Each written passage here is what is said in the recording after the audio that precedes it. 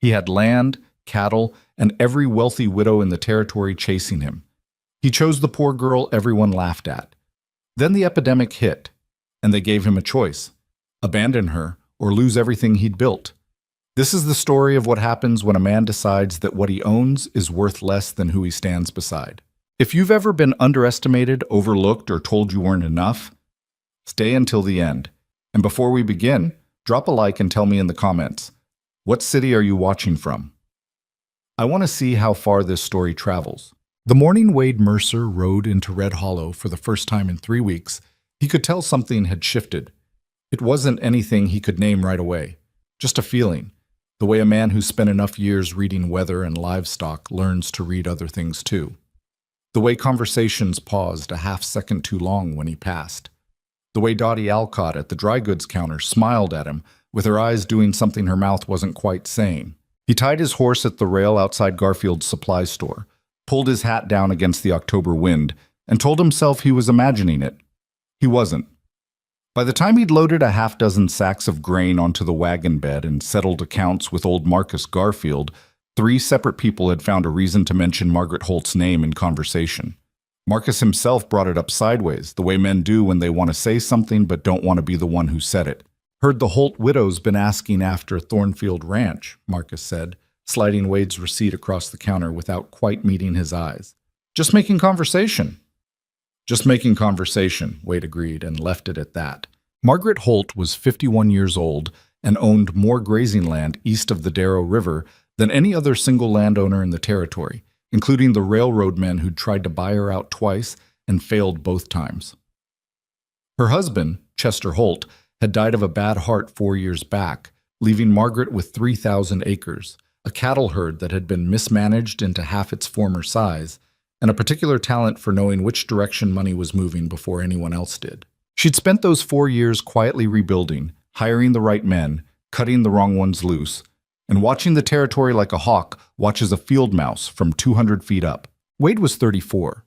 He'd built Thornfield from 160 acres of near-worthless scrubland into something that the county assessor had valued at just under $40,000 the previous spring. He had 900 head of cattle, a bunkhouse that slept 14 men, and a reputation for fair dealing that had taken him the better part of a decade to earn. He was, as far as Red Hollow was concerned, the most eligible man in 100 miles. This was a fact he found mostly exhausting. It had started gradually, the way most things in frontier life did. Not with some dramatic announcement, but with small accumulations of pressure, like snow building on a roof until the boards start to groan. After Chester Holt died, Margaret had made no secret of her interest in consolidating land holdings through what she called practical arrangements. After the Dunmore family's eldest daughter came back from finishing school in St. Louis with ideas about the West that didn't survive contact with actual winters, her father Harlan had begun inviting Wade to Sunday dinners with a regularity that felt less like hospitality and more like a campaign. After the railroad survey placed 2 potential spur lines within proximity of Thornfield's eastern pastures, the attentiveness from certain quarters of Red Hollow society intensified considerably. Wade understood what was happening. He wasn't a vain man, but he wasn't a stupid one either. What these people wanted was his land sewn to their land, his operation merged with their operation, his future profits flowing partly into their accounts. The fact that he happened to come attached to this arrangement was, he suspected, more inconvenience than draw for most of them. He'd had this conversation with his foreman, Cleet Bauer, exactly once. "You're thinking too hard about it," Cleet had said, not looking up from the saddle he was mending. Cleet was 53, had been with Wade since Thornfield was nothing but a deed and a prayer, and had approximately 0 patience for what he called indoor problems. "I'm thinking about it the right amount," Wade said. "You're a young man with land and cattle and no wife and no debt. Half the county wants a piece of that. Ain't complicated." "That's the part I don't like." Cleet had looked up then, squinting at him the way he squinted at fence lines to check if they were true. "You don't like that people want things from you." "I don't like not knowing if that's all they want." Cleet had gone back to the saddle. "Then don't marry none of them. Problem solved." It wasn't quite that simple, but Wade appreciated the directness. He'd been telling himself something similar for the better part of 2 years.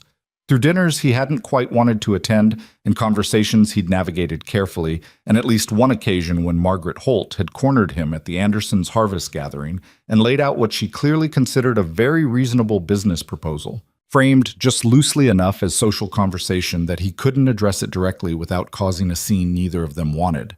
He was tired. Not the good kind of tired that came from a long day's work, the hollow kind that came from being a thing people wanted rather than a person they knew. He first noticed Eliza Hart on a Wednesday in early November, which was not a day anything notable usually happened in Red Hollow. He'd driven the wagon down to the south end of Main Street to pick up a repaired wheel spoke from the blacksmith, and he was standing outside waiting while old Pete Connolly finished the job, watching the street with the unfocused attention of a man who has nothing particular to look at. The wind had picked up since morning, dragging grit off the empty lots between buildings and sending it in sideways sheets that made a man squint. Eliza was coming out of the apothecary with a small paper-wrapped package under one arm and a basket that looked heavier than she was comfortable carrying. She was maybe 23, 24. It was hard to tell at a distance, and harder still because she was bundled against the cold in layers that had clearly been mended and remended until the original garment was mostly a memory. She wasn't small exactly, but she moved with the particular deliberateness of someone who knew their own body well enough to not fight it, carrying herself in a way that was neither apologetic nor aggressive, just matter of fact. Her hair was dark and pinned up badly, with strands escaping at the temples, and she had a look on her face that Wade recognized, the kind of concentration a person wears when they are doing arithmetic in their head while also trying to do something else. A gust hit her broadside as she cleared the apothecary doorway. The basket swung, she overcorrected, and the paper package slid out from under her arm and hit the boardwalk. She set the basket down to pick it up, checked whatever was inside it with a quick, practiced worry, and seemed satisfied it was undamaged. Then she picked up both the basket and the package and kept walking. Nobody helped her. There were 3 or 4 people within easy distance. Jed Alcott smoking on his usual corner, 2 women from the Methodist circle talking outside the milliners, a boy from the Pruitt family who was old enough to know better. None of them moved. Wade didn't know why he noticed that. He noticed it anyway. He didn't speak to her that day. He collected his wheel spoke, loaded the wagon, and drove back to Thornfield. But the image stayed with him in the peripheral way images do when something about them hasn't quite finished being understood. The overcorrection with the basket, the quick check on the package, the way she simply kept moving when nobody helped. He learned who she was without particularly trying. In a town the size of Red Hollow, information moved on its own current, and a man who'd lived somewhere long enough learned to read it without asking direct questions. Eliza Hart lived in the old Granger house at the south edge of town with her grandmother, Vera Hart, who was in her 70s and had bad joints and good sense in roughly equal measure. Eliza's parents were gone, her father years back from a ranch accident, her mother from a sickness that had moved through the area the winter before last and taken more than a few people with it. Eliza had stayed. She worked where she could find it. Laundry for the hotel 2 days a week, sewing and mending for families who could pay, occasional work at the boarding house when they were short-handed. She didn't own anything worth mentioning. She didn't belong to any of the social circles that mattered in Red Hollow, which in practical terms meant she was not the kind of person the town looked at much. Wade filed all of this away without quite knowing why. Right. The brutal winter came early that year, arriving in the last week of November with a seriousness that the old-timers said they hadn't seen in 2 decades. It didn't announce itself gradually. It came in 3 days of sky that turned the color of an old bruise and then dropped a week of temperatures cold enough to freeze the water in the barrel outside the bunkhouse overnight. The Darrow River iced over at the shallow crossing by the 3rd week of December, 2 weeks earlier than anyone had planned for. The cattle needed more feed than Wade had laid in, because nobody had planned for this. He was burning through his winter hay at a rate that was going to leave him short before March, and he wasn't alone.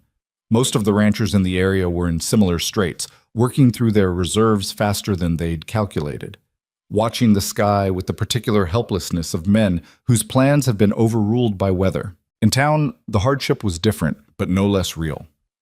Families who'd counted on trail work through the fall found themselves short. The boarding house cut its meals to 2 a day. The widow Alcott closed the dry goods on 3 consecutive Saturdays because she didn't have enough stock to make it worth opening and couldn't afford the heat for a near-empty store. Wade came into town on a Thursday in mid-December for supplies and found something he hadn't expected. Eliza Hart, standing in the middle of the street in the cold without a coat, heavy enough for the weather, arguing with the Pruitt brothers. The Pruitt brothers, there were 2 of them, Jean and Carl, both in their 30s, weren't bad men exactly, but they were the kind of men who took up more space than they were entitled to and had been doing it long enough that they'd stopped noticing. They'd built up a cattle operation on the north side of the valley that was doing reasonably well, and they had a particular way of talking to people they didn't consider their equals that they also didn't seem to notice they were doing. Not asking for charity, Eliza was saying. Her voice was level, but Wade could hear the effort it took to keep it that way. I'm asking if the Harrisons can use the shed on your south fence line for the next 2 weeks. It's empty. Their horses will die if they stay in that lean-to. Ain't my problem what the Harrisons got for shelter, Gene Pruitt said. He had his thumbs hooked in his belt the way men do when they want to look like they're relaxed and are actually just occupying space. They should have thought about that before winter. They thought about it fine. The weather came 3 weeks early. Same for all of us. I said no, girl. The word landed the way he meant it to, with a little extra weight, and Wade saw something cross Eliza's face. Not wounded, exactly, but noted, filed away. She shifted the basket on her arm and tried again. A week, then, just until Bart Harrison can get the new boards up on his... I said no. Wade had been walking toward Garfield's, and he stopped walking. He stood there for a moment in the cold, watching. He had enough sense to know that walking into other people's business uninvited was not always the favor it felt like from the outside. Eliza hadn't asked for his help. She didn't know him from any other man on the street. He was aware, in a self-conscious way, that his reasons for wanting to say something weren't entirely clean. There was something in him that had been watching this woman at a distance for 3 weeks and was now looking for a reason to stop. He walked over anyway. Jean, he said. Carl. The Pruitt brothers looked at him with the expression men wear when they're trying to figure out which way a thing is going to go. Wade had a reputation in the territory that was not precisely about fighting, but was adjacent to it. The kind of reputation built from being a man who did what he said he was going to do and didn't get excited about doing it. Wade, Jean said more carefully. The Harrisons' horses? Wade said. He was addressing Jean but looking at Eliza, which was its own kind of statement. That's what we were discussing, Jean said. Use my south pasture shed, Wade said to Eliza. Just like that. The way a man says a thing that's already been decided. It's empty until March. The Harrisons know where Thornfield is. Eliza looked at him. She had dark eyes with a directness in them that he hadn't expected up close, and she was studying him in a way that made it clear she was trying to figure out the same thing he'd been thinking. What is the angle here? I don't know you, she said. Wade Mercer, Thornfield Ranch, South Road. I know the name. A pause. Why? It was a sharper question than he'd expected. Not ungrateful exactly, more like someone who had learned that unexpected generosity usually came attached to something. Because you're right, he said. The weather came early for everybody. Bart Harrison can't help that. She held his gaze for another moment, doing whatever calculation she was doing. Then she nodded, once. Thank you, Mr. Mercer. Wade. She didn't repeat the name, just picked up her basket and turned back toward town. Jean Pruitt was looking at Wade with an expression that had moved from wary to something closer to speculative. Harrison's a dirt farmer, Jean said when Eliza was out of earshot. His horses aren't worth the trouble. They're worth the trouble to his family, Wade said, and went to get his supplies. He told himself afterward that it was a one-time thing, a chance encounter, a practical decision, nothing more complicated than that. He was a man who had a shed he wasn't using and a neighbor who needed it. That was all. He almost believed it. What he couldn't stop thinking about was the way she'd asked why. Not thank you, not a performance of gratitude designed to make him feel good about himself. Just why, with real curiosity and a kind of wariness that suggested she'd been the recipient of gestures that turned out to be something other than what they appeared. It was the kind of question a person asked when they'd learned that most things had a cost that didn't get stated up front. He respected it in a way he couldn't entirely explain. Over the following weeks, He found out more about what Eliza had been doing in the weeks since the winter hit. Not from her. He didn't see her again for another 10 days. But from the small cross-current of information that ran through Red Hollow, the way water runs through cracks in rock. The Harrisons' horses, yes, but also she'd delivered firewood to the Mendez family on 4 consecutive evenings when their father was laid up with a frozen foot. She'd organized the women of the south end of town, a loose group of people who didn't exactly have an organization to join, to share cooking duties so that nobody ate cold meals while nursing sick children. She'd split her own supply of lard with the widow Ching, who was older than Eliza's grandmother and lived alone at the very end of the South Road with nobody to check on her. None of this was dramatic. None of it was the kind of thing that got talked about much, because the people she was helping weren't the kind of people whose business was considered worth discussing in the main parlors of Red Hollow. But Wade was a man who'd built a ranch from nothing, which meant he'd spent years paying attention to the things that weren't visible from the main road, the work that happened before the results were obvious.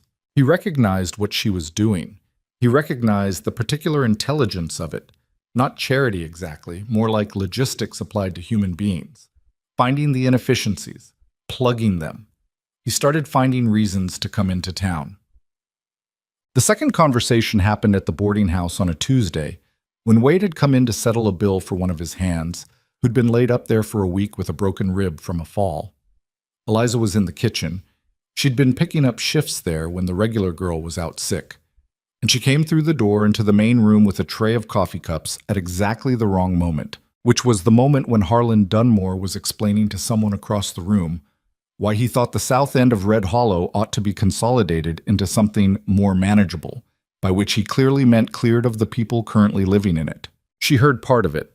Wade could tell by the way her back went straight, the particular stillness of someone who is deciding whether to respond to something they've heard. She didn't respond. She set the tray down, distributed the cups, and went back through the kitchen door. Wade had been sitting in the corner with his coffee, and as she passed his table, she glanced at him without stopping. "You look like you want to say something," she said quietly, still moving. "I was thinking that," he admitted. "That's usually worse," she said, and was through the door before he could decide if it was a joke. He waited until she came back through again, which took another 10 minutes, and then he said, "Do you ever actually get angry?" She paused, set down the empty tray, looked at him with that same direct consideration from the first time. "Yes," she said. "I just don't do it where it costs me the job." He appreciated the precision of that. "Makes sense." "Does it?" "Anger's expensive," he said. "You pick where you spend it." Something shifted in her expression. Not quite a smile, more like a recognition. She picked up the tray again. "Don't misread politeness for no feelings, Mr. Mercer." "Wade." She paused in the doorway this time. "Wade," she said, and went back through. It became, gradually and without either of them stating it, a thing that happened. He would come into town on errand days and find himself extending those errands to include the boarding house or the south end of Main Street, or, on one particular afternoon in January, the frozen banks of the Darrow where Eliza was trying to chop a water hole in the ice with a hatchet that was not quite adequate for the job and was too proud to admit it. He didn't say anything. He just took the hatchet from her hand, which she allowed after a pause that communicated very clearly that she was allowing it rather than conceding it, and put the hole through in 4 swings. "I was almost there," she said. "You were," he agreed, which was at least half true. She took the hatchet back. They stood at the river for a moment in the cold, both of them looking at the hole in the ice, and then she said, "People are going to notice you coming around." "They probably have." "It's going to make problems for you." "I'm aware." She turned and looked at him with that look that he'd started to recognize as her actual face, not the careful nothing she wore in public, but the real one, which was sharper and more complicated. "Why does that not seem to concern you much?" He thought about it honestly. "I've been worried for 2 years about what people think I should be doing," he said. "I'm finding I'm not as worried about it as I used to be." She studied him. "It sounds like something that sounds nice, but means something smaller in practice." "Maybe," he said. "I suppose we'll see." The wind came off the ice and she pulled her coat tighter. That thin coat, the one that wasn't quite enough for the temperatures they'd been getting. He didn't say anything about the coat because he'd learned enough about her by then to know that observations offered without invitation were not welcome, but he noted it. He drove into town the following morning with one of his late wife's sister's coats that had been sitting in a chest at Thornfield for 3 years, a good heavy wool one, nearly new, and left it with a note addressed to Vera Hart, saying he'd found it in storage and hoped someone could make use of it. He didn't include his name. He was reasonably certain Eliza would know anyway. The town noticed. Of course it did. Red Hollow was not large enough for anything to go unnoticed, and the spectacle of Wade Mercer, the most pursued man in the territory, spending time in the company of Eliza Hart, who was poor, who was nobody, who was not from a family with land or influence or connections that could benefit a man of Wade's position, was too strange to ignore. The reaction came in layers. First, there was the incomprehension phase, when people assumed they were misunderstanding what they were seeing. This lasted about a week. Then there was the speculation phase, when people began constructing explanations, most of them uncharitable to Eliza, in the way that explanations of women's involvement with powerful men usually were. Wade heard some of these through the sideways channels that information traveled in a small town, and his response, which was to say nothing and continue exactly as before, seemed to confuse people more than any explicit statement would have. The Dunmore family was first to address it directly. Harlan Dunmore was not a man who believed in saying things indirectly when he could say them with both feet planted and his chest out, and he caught Wade at the feed store on a Saturday in mid-January with the specific manner of a man who has rehearsed a conversation. "Going to be straight with you, Mercer," Harlan said. "Man to man." "Go ahead." "Catherine's been asking about you. You know that." Catherine was Harlan's daughter, 26, back from St. Louis.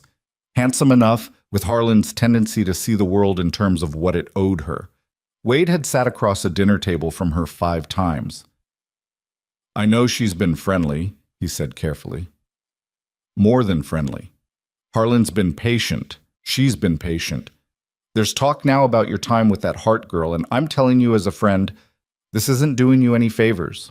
I appreciate your concern," Wade said, in the tone of a man who appreciates it about as much as a boot appreciates a rock inside it. Harlan's eyes narrowed. "She's got nothing, Mercer. Not a square of land, not a name worth mentioning, not a connection in this territory that could do you any good. You start getting serious about a woman like that, you lose the goodwill of every family in this county that's been standing behind you." Wade bought his feed. He made change with Marcus's boy. He picked up the sacks and carried them out to the wagon.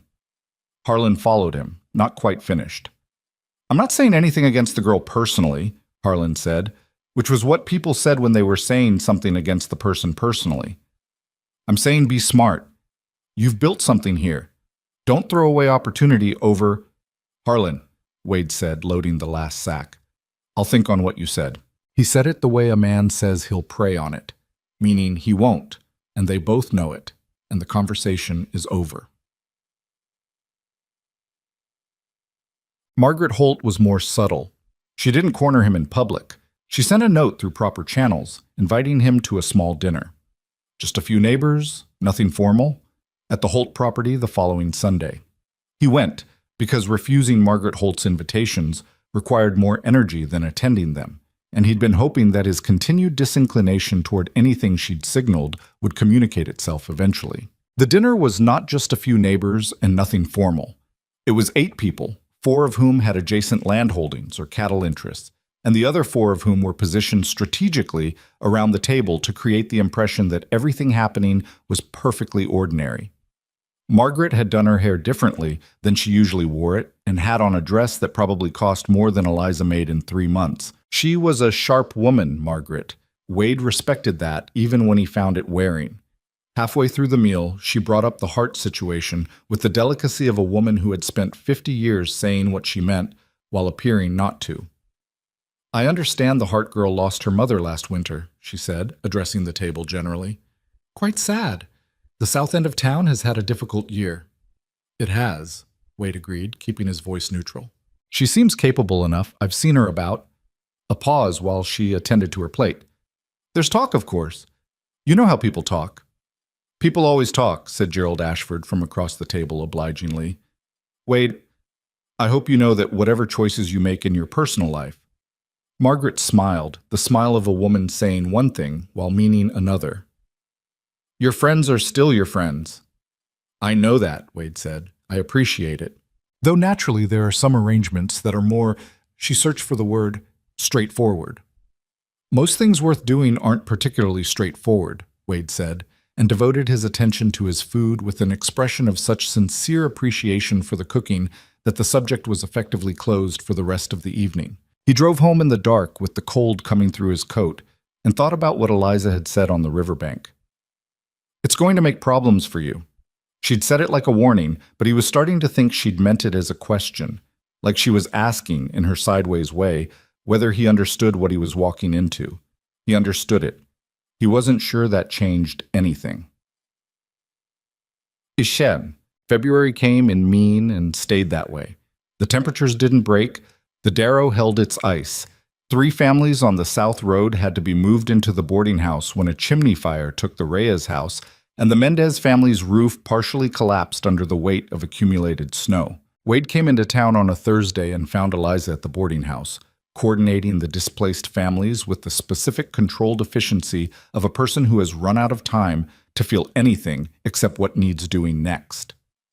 She had flour dust on her sleeve from the kitchen, and her hair was coming out of its pins again, and she was in the middle of explaining to the boarding house owner, Mrs. Partridge, why 3 families needed to share 2 rooms and how the schedule was going to work when Wade came through the door. She glanced at him, glanced back at Mrs. Partridge, finished her sentence, and then turned to him.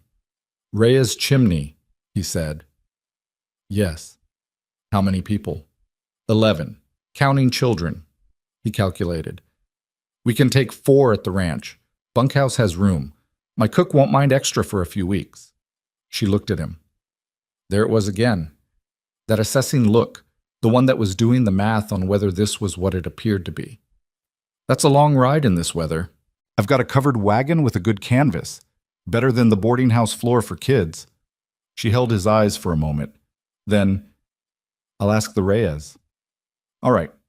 He waited while she went to ask. She came back in 5 minutes with Dante Reyes, who was a compact, quiet man of about 40, with a badly burned hand from getting the children out, and the look of someone running on empty reserves of composure. Mr. Mercer, Dante said. My family? Don't worry about it, Wade said. Let's get your people loaded. He could feel Eliza watching him from across the room. He didn't look back. He drove the Reyes family out to Thornfield that afternoon. Maria Reyes and the 4 children in the wagon bed under the canvas. Dante up front with Wade on the bench, Eliza sitting between them because she'd announced she was coming along to make sure the children were settled and hadn't asked whether that was all right with anyone. They rode in relative silence for a while, the wind pushing at the canvas. One of the Reyes boys, who was maybe 8, had gotten into a position where he could see out through a gap in the canvas and was narrating what he saw to his little sister in a mix of Spanish and English that required no translation. You always this quiet? Eliza asked. She was addressing Wade. Usually, he said. Dante Reyes, looking at the road ahead, allowed himself a very small smile. You don't seem like it, Eliza said. I don't seem quiet? You seem like you're thinking loud. Wade glanced at her sideways. What am I thinking? I don't know. That's why I'm asking. He thought about it. I'm thinking the canvas is going to hold. She looked at him steadily. All right, she said, in the tone of someone who knows when a person is answering a different question than the one they were asked, and is willing to let it go for now. The canvas held. They made it to Thornfield before the light failed completely, and Wade's cook, a broad woman named Bess, who had opinions about everything and shared them freely, met them at the door with cornbread and a look that communicated she had assessed the situation and found it acceptable. 4 children, Bess said, counting. 4, Wade confirmed. You want dinner first or beds first? Both at the same time, if you can manage it, Eliza said, and Bess looked at her with the particular expression of a woman who has been underestimated by people with softer hands and found this person was not doing that. I'll manage it, Bess said, and turned back into the house. Eliza caught Wade's eye. She looked almost surprised. Bess doesn't take to most people right off, he said quietly. Apparently, Eliza said. She looked at the house, at Thornfield, the main house and the bunkhouse and the barns visible in the failing light, The scale of what he'd built spread across the land.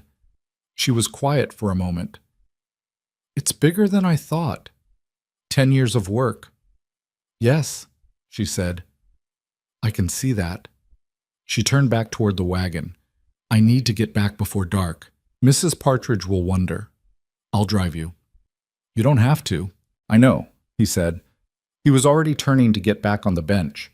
She stood in the snow for a moment, looking at him with an expression he couldn't quite read, and then she climbed up without further argument. They drove back to town mostly in silence, which was, Wade was starting to understand, not the same as having nothing to say.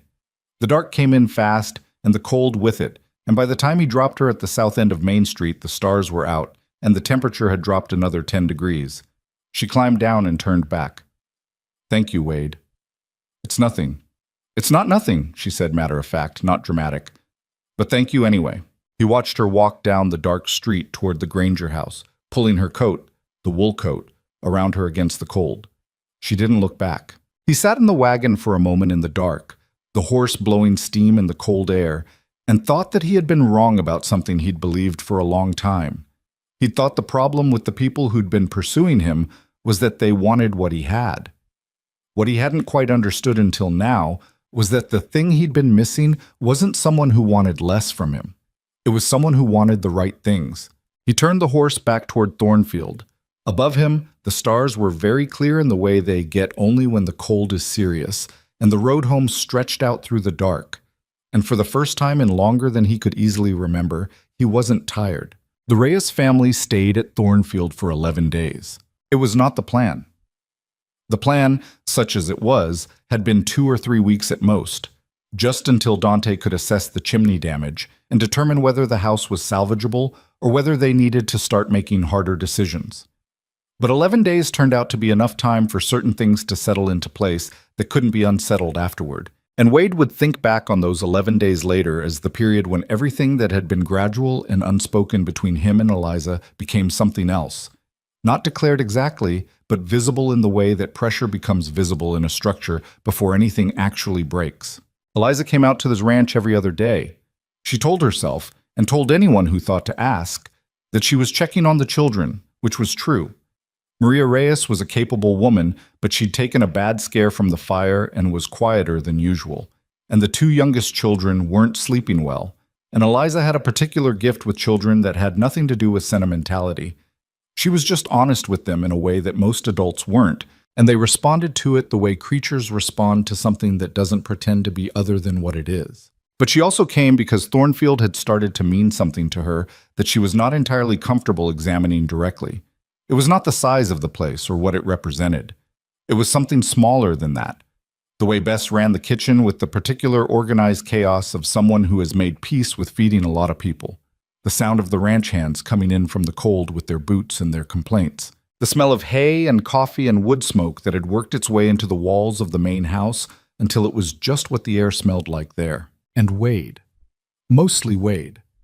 He was not what she'd expected, which was a problem. She'd expected someone easier to have a position on. She'd grown up in Red Hollow knowing exactly what men like Wade Mercer were. Men who had land and used it. Men who had influence and knew it. Men who might be decent enough in their private lives but understood the world in terms of what it produced and what it cost. She didn't resent men like that. She just knew them, the way you know the weather. Not good or bad, just what it was, and you arranged yourself accordingly. What she hadn't expected was a man who did things without explaining himself, who offered the shed for Harrison's horses and the bunkhouse for the Reyes family without making a speech about it, who sat in the wagon on the drive back to town and didn't fill the silence with reasons why he was a good person, who noticed things about her, about the people around her, and said nothing, and then acted on what he'd noticed without needing credit for it. That coat. She knew it had been him. She'd known it the morning she found it on their porch with the note addressed to Vera, because there was nobody else in Red Hollow who would have thought to do it that way. Not to Eliza, not directly, not in a way that required her to say thank you to his face. He'd done it so she could pretend it was a coincidence if she needed to. She hadn't been able to decide if that was considerate or presumptuous. She was still deciding. Vera, who was 73 and had seen enough of life to have strong opinions about most of it, was not neutral on the subject. The Mercer man, Vera said one evening, not looking up from her mending. Vera had a way of introducing topics as if they were already mid-conversation. What about him? Eliza said. He's been asking after you. He hasn't been asking. He's been... It's not asking. Vera looked up. She had small dark eyes that missed very little, and a face that had been weathered into something that looked more like character than age. What is it then? Eliza didn't have a good answer for that. I don't know yet. Vera went back to her mending. He came to the south well this morning when you were at the boarding house. Fixed the pump handle. Vera didn't say his name. Marta Rea's boy told me.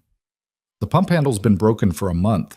It's fixed now, Vera said, with the serenity of a woman who considers the matter closed.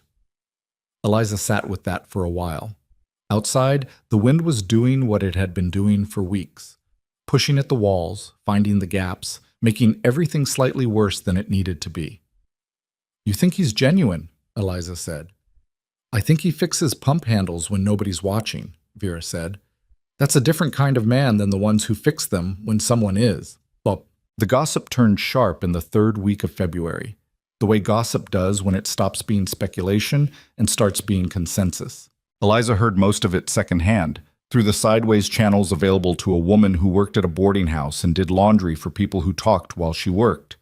The versions varied in detail, but not in direction. Wade Mercer was making a fool of himself over the Hart girl. The Hart girl was working some kind of angle, though the specifics of the angle shifted depending on who was telling it. Catherine Dunmore had been seen crying, which may or may not have been related. Margaret Holt had said something at the Anderson dinner table that nobody was repeating directly, but that everyone seemed to have an opinion about. The version that bothered Eliza most was the one she heard from a woman named Clara Brent, who did alterations for the Dunmore family and was not unkind but had a particular talent for delivering bad news in a tone of elaborate sympathy. Clara found her at the boarding house on a Wednesday and said, with the expression of someone bearing difficult gifts, that people were saying Eliza had set her sights on Wade's property. His property, Eliza said. His land. What he's built. Clara's face arranged itself into something apologetic. You know how people talk, dear. I do, Eliza said, and went back to what she was doing. She wasn't hurt by it. Or rather, she was in the specific way that accurate insults are never quite as wounding as inaccurate ones, because an inaccurate insult lets you be angry and an accurate one makes you think. The accusation that she was after Wade's land was inaccurate. What was accurate was that she was aware of his land, aware of the gap between what he had and what she had, aware that this gap had a specific shape that the town could see and she could feel. She had promised herself early on that she was not going to be the kind of person who let other people's assessment of her situation become her own assessment of it. She'd made that decision after her mother died, when well-meaning people had looked at her circumstances and done the math out loud in front of her, as if she hadn't already done the same math in private, and come to her own conclusions about what to do with it. She did not need Wade Mercer's property. She needed to know that what was happening between them was real, which was a different kind of need entirely and considerably harder to verify. She was still thinking about this when Wade appeared at the boarding house on Friday afternoon, which was not one of his usual days, and asked Mrs. Partridge if Eliza was in. Mrs. Partridge, who had been watching the whole business with the absorbed attention of a woman who considers herself a student of human nature, sent for Eliza with an expression that communicated she expected interesting developments. He was standing in the main room when she came through the kitchen door, hat in his hand, and he had a look on his face that she hadn't seen from him before. Not the usual composed consideration, but something that had more effort in it. I need to talk to you, he said. If you have a few minutes. I have a few minutes. He glanced at Mrs. Partridge, who was making no pretense of not listening. Outside? He said. They stood on the boarding house porch in the cold, which was not comfortable but was at least private. The street was mostly quiet in the midday lull. A dog was doing something in the alley across the way. I've been hearing things, Wade said. I expect so. Harlan Dunmore told 3 people this week that He stopped, started again. That your interest in me is about Thornfield, what it's worth. Eliza looked at him steadily. And I want you to know that I know that's not true. She was quiet for a moment. The wind came down the street and she pulled the wool coat tighter. You don't know that, she said. Not for certain. He blinked. You've known me for 3 months, Wade. I could be exactly what Harlan Dunmore says I am. You can't know that I'm not. Not for certain. He looked at her with an expression that was working through something. Is that supposed to be reassuring? It's supposed to be honest, she said. Most people in your position would rather hear that everyone who doubts them is wrong. I don't want most things, he said. I've noticed that about myself. She studied him. He was not a man who performed sincerity. She'd established that early. He was a man who said what he meant and left space for you to decide what to do with it. It was either the most honest thing about him or the most sophisticated possible version of the opposite, and she'd been going back and forth on that question since January. What are you asking me, Wade? Asking. He looked at her directly. That straight, level look that was one of the first things she'd noticed about him, the way he looked at things, the way he meant to look at them without softening it. I'm asking if I'm misreading what's happening. Between us? Yes. She took a breath of cold air, held it, let it out. No, she said. You're not misreading it. Something in his face shifted. Not relief exactly, more like a tension going out of it that she hadn't noticed was there. All right, he said. But Wade. She looked at him with her actual face, not the careful one. I need you to understand what that means. People are already saying things. Your business partners, the Dunmore family, Margaret Holt. This is going to get worse before it gets anything else. I know that. Do you? Because knowing it and being willing to stand in it are different things, and I need to know which one you're telling me. He was quiet for a moment, long enough that she was aware of the sounds of the street, the dog, the wind, the weight of what they were both standing in. When I was building Thornfield, he said finally, the first 2 years I had 3 different people tell me I was making a mistake. Wrong land, wrong approach, not enough money to sustain it, and I was wrong about some things. I lost half a season's calves to a winter I didn't plan for right, and I had to borrow money I didn't want to borrow. But I knew what I was doing, and I knew why I was doing it. He looked at her. I know what I'm doing, he said. I know why. She held his gaze. She was looking for the part of it that was performance, the part that would crack under pressure and reveal something smaller underneath, and she couldn't find it. She was aware that this could mean it wasn't there, or it could mean she'd gotten better at not looking for it than she realized. She decided to proceed as if it wasn't there. It was the bravest decision she'd made since her mother died, and she made it the same way, without ceremony, without announcement, just a quiet internal shift in the direction of what she was going to do. All right, she said. His expression didn't change much, but something about him did. I'd like to take you to supper, he said. At the restaurant. Not the boarding house kitchen, the actual restaurant. She raised an eyebrow. That's very public. Yes, he agreed. That's the point of it. No, the supper at Gertrude's restaurant on Saturday evening was, in the calculus of Red Hollow's social mathematics, essentially a declaration. Nobody said that out loud, nobody had to.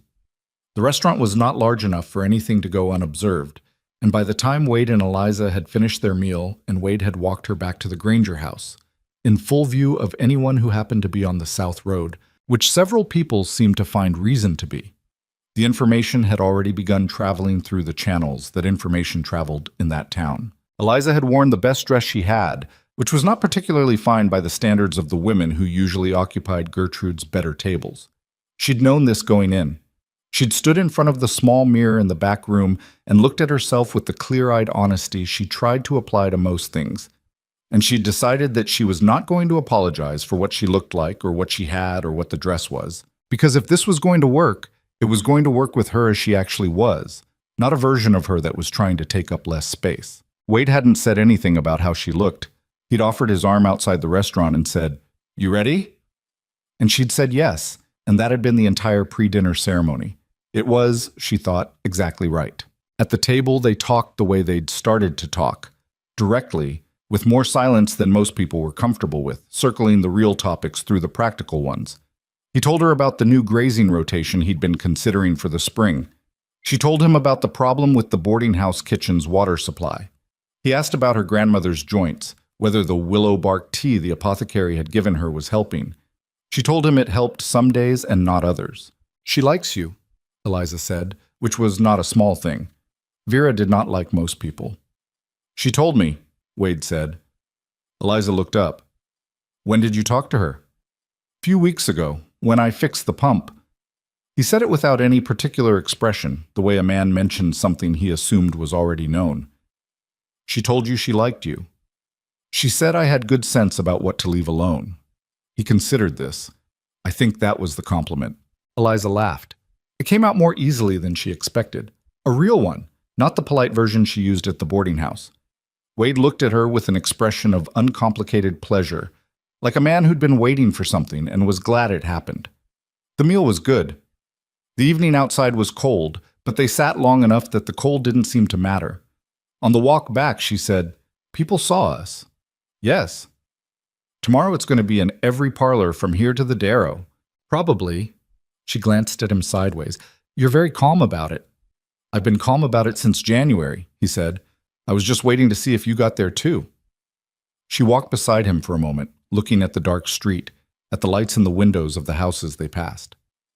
I'm not calm about it, she said honestly. I'm scared of what happens when people with influence decide they've been embarrassed. That's a reasonable thing to be scared of. It doesn't worry you. It worries me some, he said.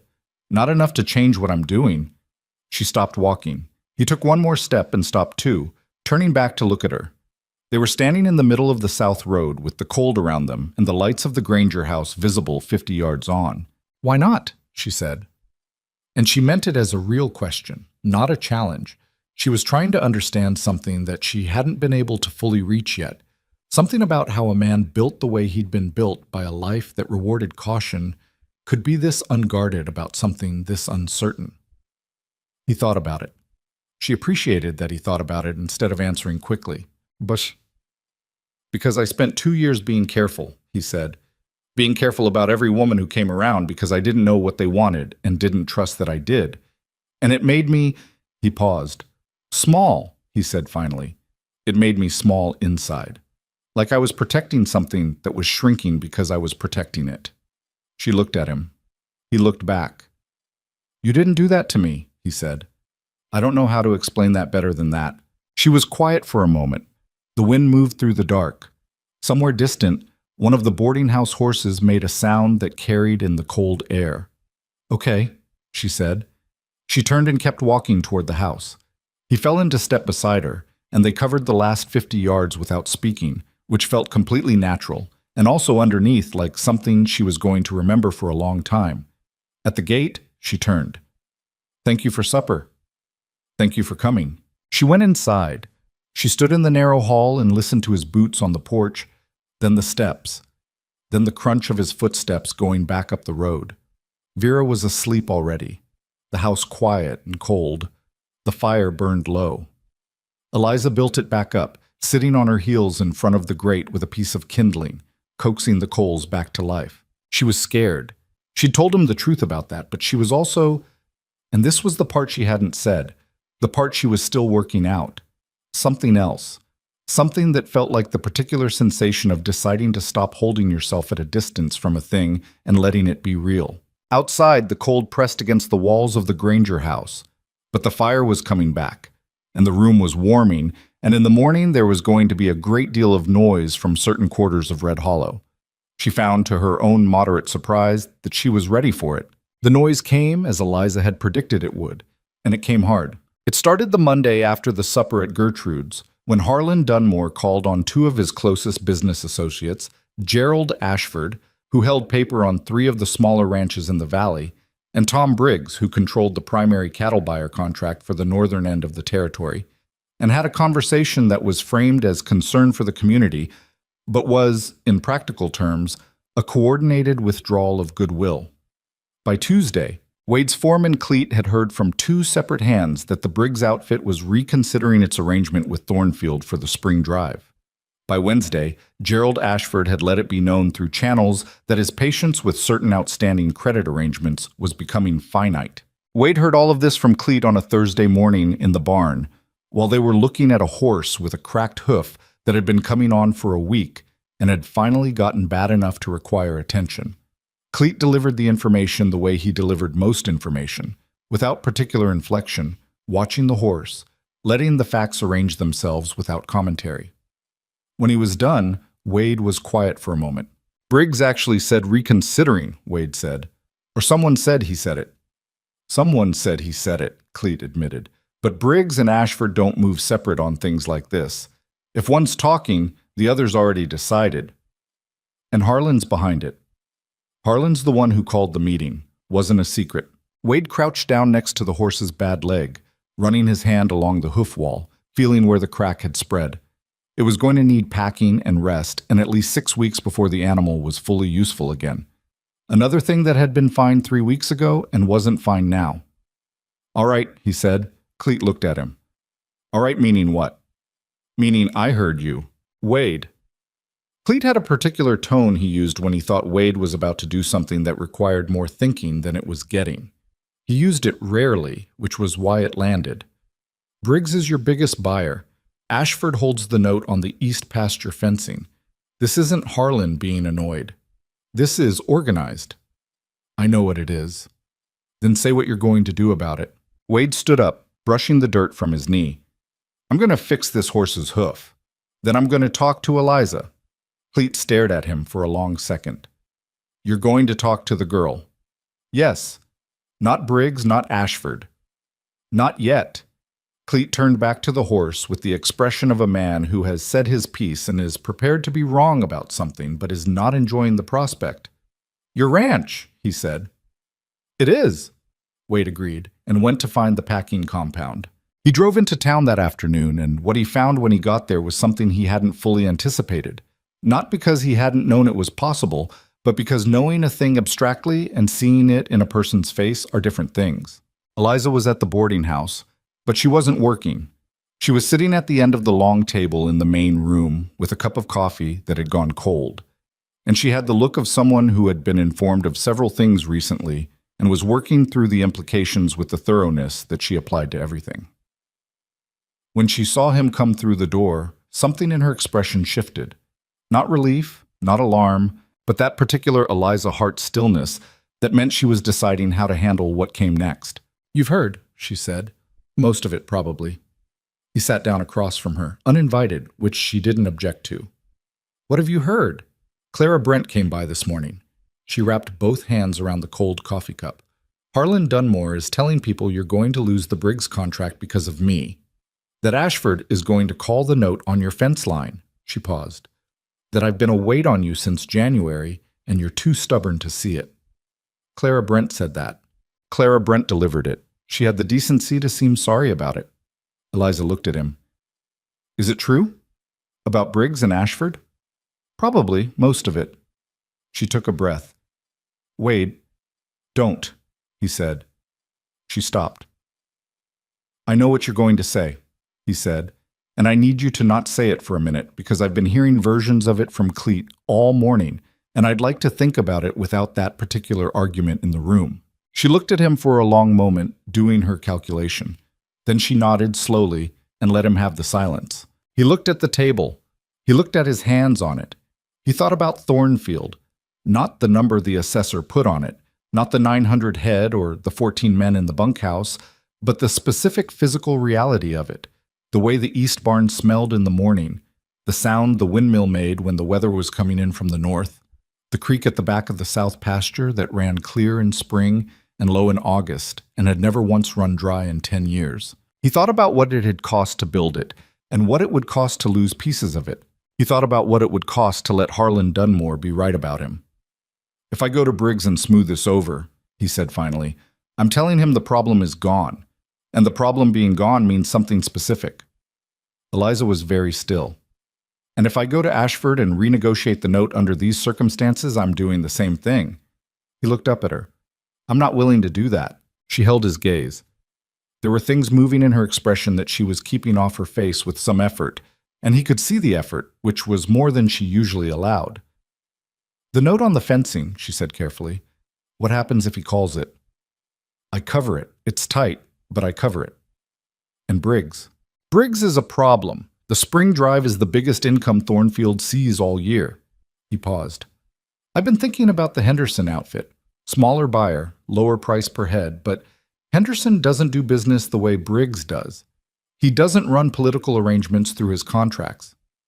Lower price per head across 900 animals, Eliza said. She was doing the math. He could see it. That's a significant shortfall for a year. Yes. That's manageable? Barely. He was not going to lie to her about it. It means cutting some things. Probably letting 2 of the hands go until fall, which I don't like. Postponing the new water system for the north pasture.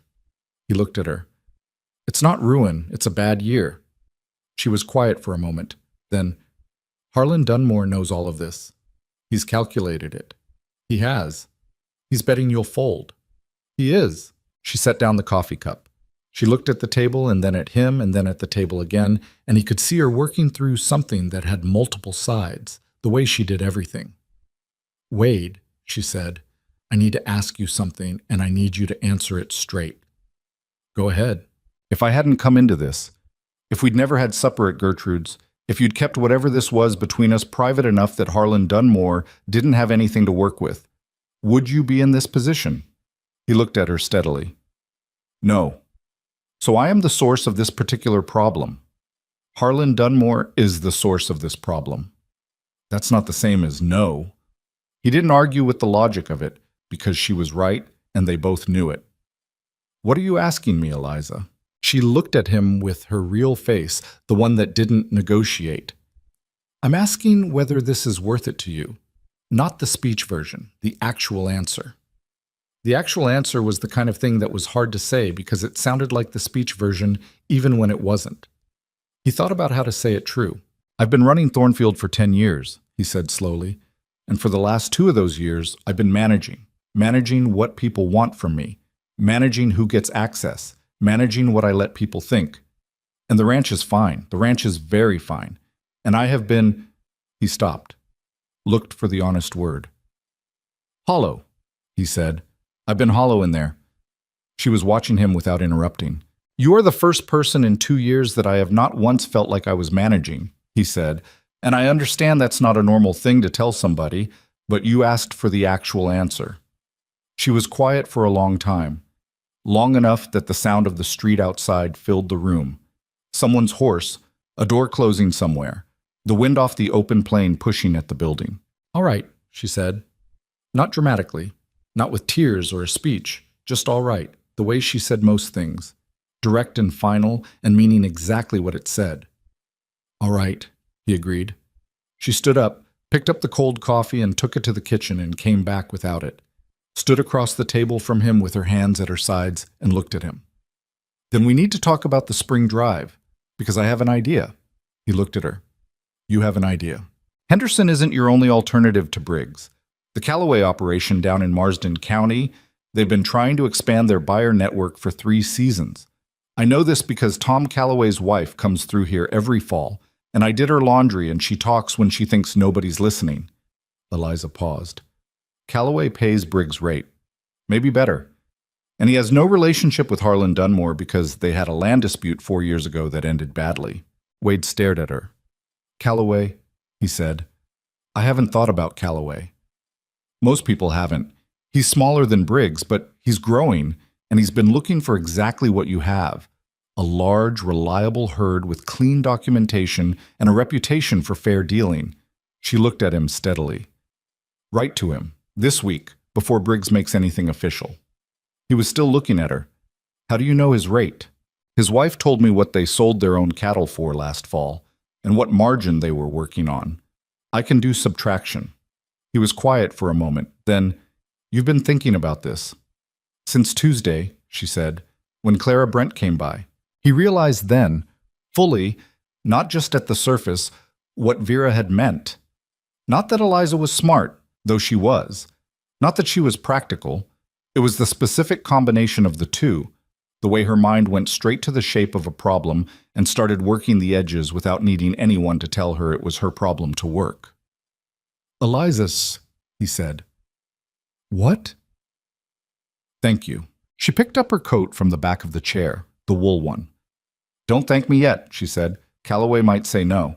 He wrote the letter to Tom Callaway that evening, at the desk in the Thornfield main house, with the fire going and the ranch quiet around him.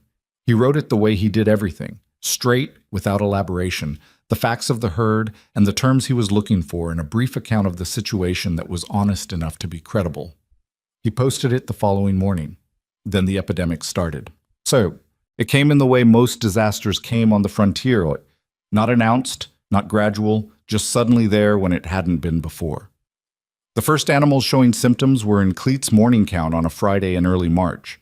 3 steers with fever and labored breathing, standing apart from the others in the way sick animals do, the body's instinct to separate itself from the herd. By Saturday evening, it was 11 animals. By Monday, it was 30. Cleet identified it on the second day. Bovine pleural pneumonia, which had moved through the eastern territories the previous year and had been something ranchers talked about with the specific dread reserved for things that were coming and couldn't be stopped. It was not uniformly fatal, but it was aggressive, and it moved through a herd the way fire moves through dry grass. And the standard response was quarantine and culling, which meant killing animals that showed advanced symptoms to stop the spread, which meant losses that were not recoverable. Wade stood in the south pasture on Monday morning and looked at 30 sick cattle and tried to do the arithmetic on what was happening to him. The spring drive was 8 weeks away. If the epidemic progressed at the rate of the last 4 days, he was looking at losses in the hundreds before it ran its course. A herd reduced by a third or more, combined with the Briggs situation, combined with Ashford's note, the numbers stopped working. Not barely. Not a bad year. They stopped working. Cleet stood beside him and said nothing, which was how Cleet communicated that the situation was as serious as it looked, and there was no point pretending otherwise. "We start culling today," Wade said. "Yes," Cleet said. "I need you to get word to the neighboring outfits. They need to check their herds." "Already sent riders." Wade looked at the sick animals for another moment. "Have the hands move the healthy stock to the north pasture. Complete separation.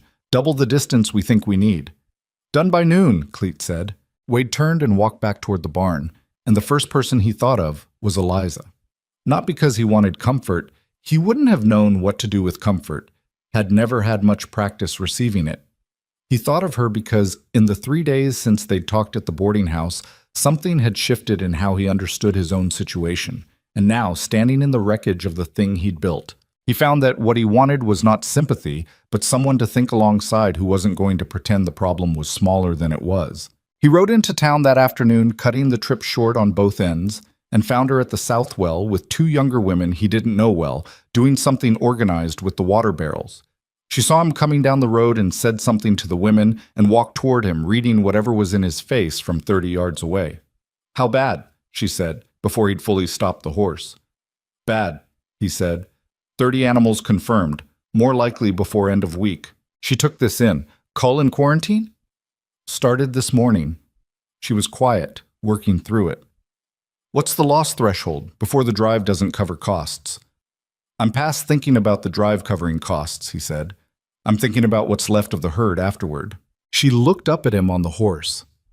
The afternoon light was coming flat and gray across the plain, the kind of light that made everything look like what it was. "Come inside," she said. "Let me make you coffee. We'll work through the numbers." They sat at Vera's table for 2 hours with a piece of paper and a stub of pencil, and Eliza went through the mathematics of his situation with a precision that was not cruel but was not soft either.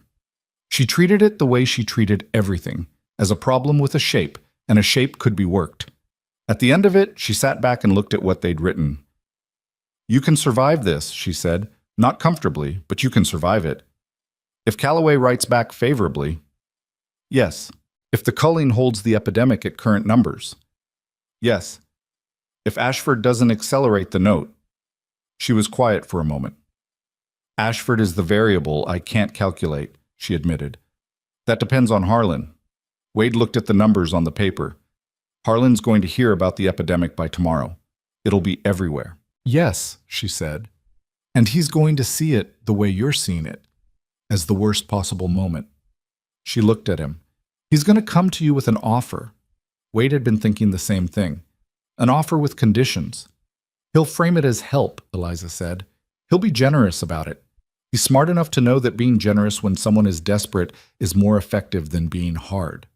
And the condition will be me," she said. Simply, without drama, because it wasn't dramatic, it was just what it was. He looked at her across the table. Vera's table. in Vera's house, in the south end of Red Hollow, where nobody with influence had any reason to care about anything that happened. The fire was going, the coffee was real and hot. And the woman sitting across from him was telling him, with her eyes open and her voice steady, that the thing he was about to be asked to choose between was everything he'd built over 10 years and her. "Eliza," he said. "I know," she said. "I know what you're going to say." "Do you?" She looked at him for a long moment. "I hope I do," she said.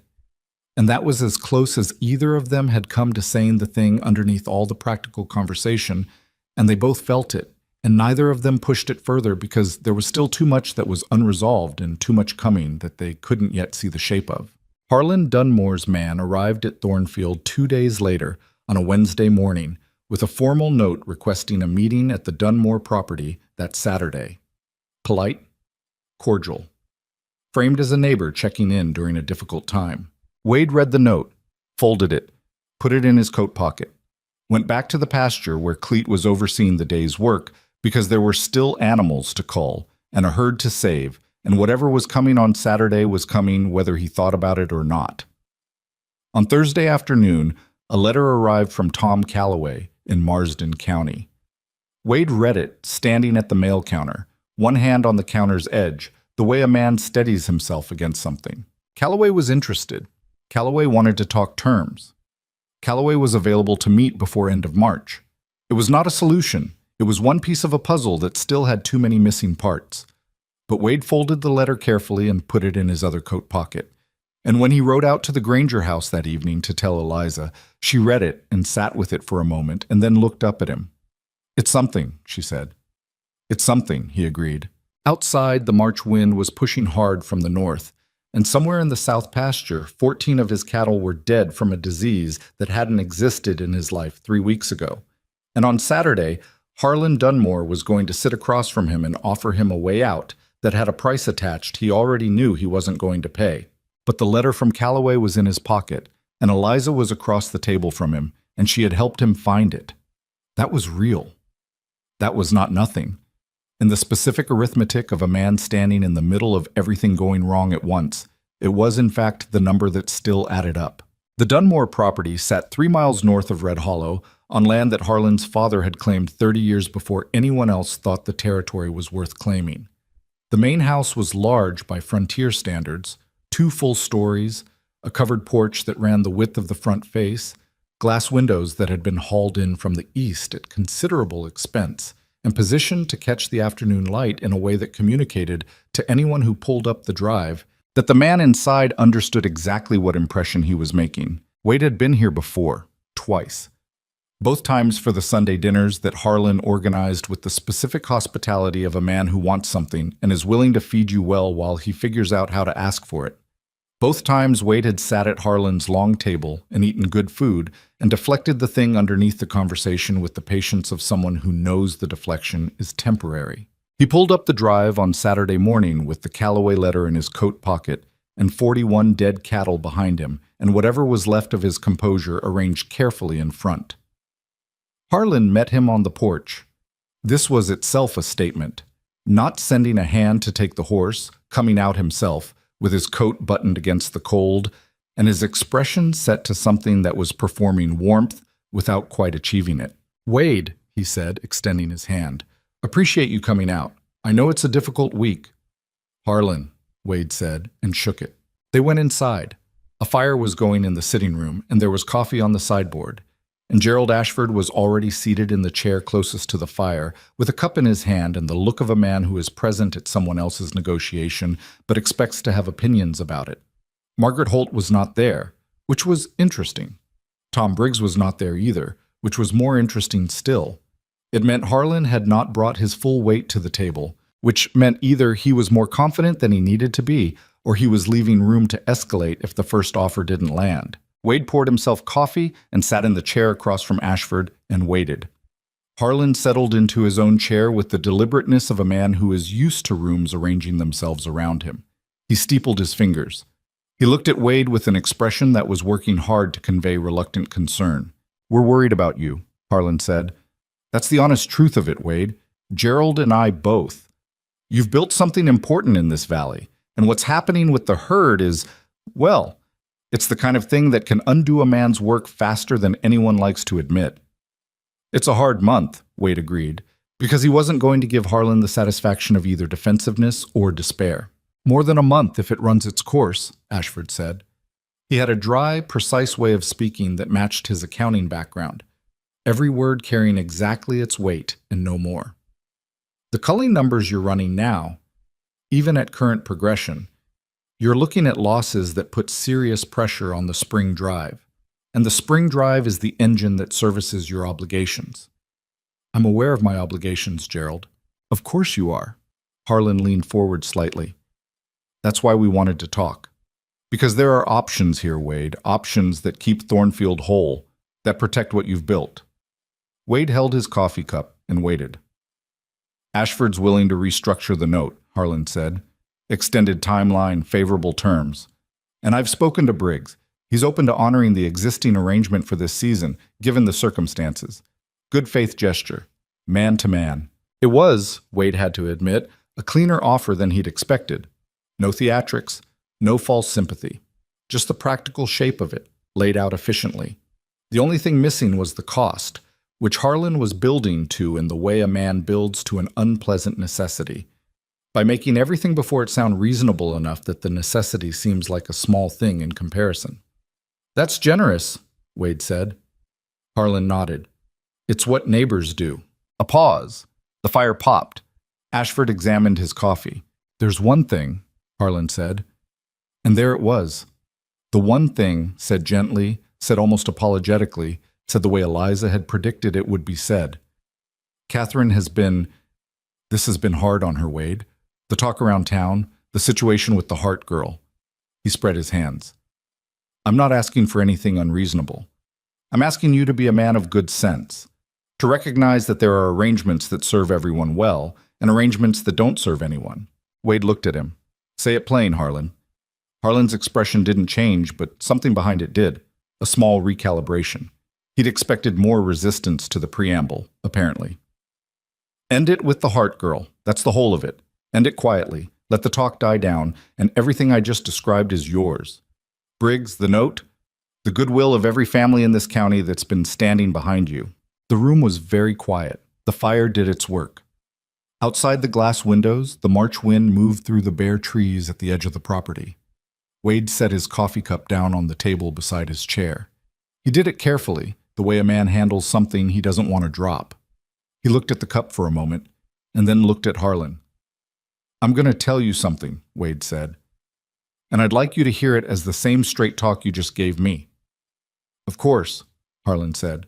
Eliza Hart identified Tom Calloway 3 days ago as an alternative buyer for my spring drive. At Briggs' rate, or better.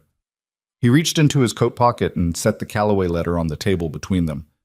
I'm meeting Calloway in Marsden County next week, so Briggs is not the leverage you think it is. Harlan looked at the letter. He didn't touch it. The Ashford note I can cover, Wade continued. It's tight. It's a bad year, but it doesn't break me. He looked at Ashford directly.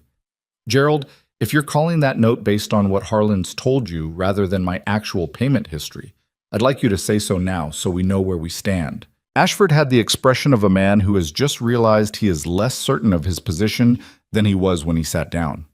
He looked at the letter on the table. Your payment history has been sound, he said carefully. That's not in question. Then we don't have a problem, Wade said. He looked back at Harlan. Harlan was no longer performing warmth. He was just sitting there with the real version of his face, which was harder and older than the dinner table version, and not unkind exactly, but not particularly interested in kindness either. He was a man looking at a calculation that had come out different than he'd expected. You're making a mistake, Harlan said. Not heated, just flat. You might be right, Wade said. I've made them before. He picked up the Calloway letter and put it back in his pocket. I'm not going to end things with Eliza. I want to be clear about that because I don't want you to be operating under a misapprehension. It's not going to happen as a result of this conversation or any conversation like it. He stood up. I'd like to keep our relationship civil, he said. I'll treat you fairly in any business we do. I'll respect what you've built here, but I need you to understand that the Hart situation is not a negotiating point. Harlan stood too, slower, with the dignity of a man who is absorbing something he doesn't like without letting it show how much. "Catherine is going to be very disappointed," he said. It was a strange thing to say, and they both knew it. Not a threat, not exactly, more like a man reaching for something to say that wasn't the thing he was actually thinking. "I'm sorry about that," Wade said, and meant it in the limited way it was possible to mean it. He drove back to Red Hollow with the cold in his coat, and the conversation replaying in his head the way conversations do when you're looking for the thing you missed. He didn't find anything. He'd said what he meant and meant what he said, and Harlan had heard it. And now the shape of things going forward was going to be whatever it was going to be. He went to the Granger house that evening. Eliza opened the door before he knocked, which meant she'd heard the horse. "How was it?" she said. "It was what you said it would be." She stepped back to let him in. Vera was at the table with her mending, which was her position most evenings, and she looked at Wade over her glasses with the expression of a woman waiting for a report from the field. "He offered Briggs and the note restructure," Eliza said. It wasn't a question. "Yes. And I told him about Calloway." He took the letter out and set it on the table, and Eliza picked it up and read it again, even though she'd already read it, the way you read something again when the stakes around it have changed. He didn't know about Calloway. That was useful. Did he push back? He said I was making a mistake. Vera made a sound that was not quite a word. "Vera," Eliza said. "I didn't say anything," Vera said serenely, and went back to her mending. Eliza set the letter down and looked at Wade with her direct, uncalculating look. "Ashford? I don't think Ashford was as committed as Harlan thought he was. His problem was never with me. It was Harlan asking a favor and Ashford not wanting to say no." Wade looked at the letter. "If I make the payment on schedule, he's not going to push it." "You can make the payment on schedule?" "Barely, if Calloway comes through. And if he doesn't, then it's a harder version of the same problem and I figure it out." He looked at her. "I'm not going to pretend there's no risk. There's risk." She looked at him for a long moment. "You said no to Harlan." "I said no." She pulled out the chair across from Vera and sat down. She folded her hands on the table. She looked like a person who is trying to arrange something inside themselves and hasn't quite gotten it organized. "Wade," she said, "I need to say something." "All right. I've been trying to be practical about this." She looked at the table. "About all of it. Trying not to. I've been careful not to let what I feel about things interfere with thinking clearly about them, because I can't afford not to think clearly. I've never been able to afford that." He waited. "But I need you to know that I understand what you just did," she said, "and I need you to know that I—" She stopped, started again. "I don't take it lightly. What it cost." "It didn't cost as much as he thought it would," Wade said. "That's not the same as it not costing anything." He looked at her across Vera's table, in Vera's house, where the fire was doing the same thing it had been doing every evening he'd come here, and something about the domesticity of it, the worn table, the mending, the way Eliza's hands were folded and slightly tense, struck him as more real than anything that had happened in the Dunmore sitting room that morning. "No," he said. "It's not the same." Vera, without looking up, said, "Are you staying for supper, Mr. Mercer?" Wade looked at her. "If that's all right." "It's all right," Vera said. "The stew is better than it looks." It was. The following weeks were the hardest Wade had run through since the first years at Thornfield, when everything was uncertain and the margin between making it and not making it was thin enough to see through. The epidemic didn't explode further. The quarantine held, the culling worked, and by the end of the third week in March, the sick animals were down to a manageable number, and the healthy herd was stable in the north pasture. Final count on losses when it ran its course: 63 animals. Not the catastrophe it could have been. Not a number that felt anything other than brutal when Cleet put it in writing and handed it to Wade on a Wednesday morning without comment. Wade looked at 63 dead cattle and felt it in a specific physical way that had nothing to do with money. These were animals he'd bred, that he'd tracked through 2 winters, that Thornfield's particular way of doing things had kept healthy for years. 63 was not an abstraction, but he folded the paper and put it in the desk drawer and went back to work, because that was what you did. The trip to Marsden County happened the last week of March. Wade drove the better part of 2 days south to the Callaway operation, which was smaller than Thornfield but organized well. The kind of outfit that looked modest from the road and showed its real quality when you got close and started looking at how the fences were kept and how the animals moved and whether the hands seemed like men who were working for a fair boss or men who were enduring one. Tom Callaway was 40, compact, with a deliberate way of speaking that reminded Wade of Cleet in that it meant something when the man said a thing.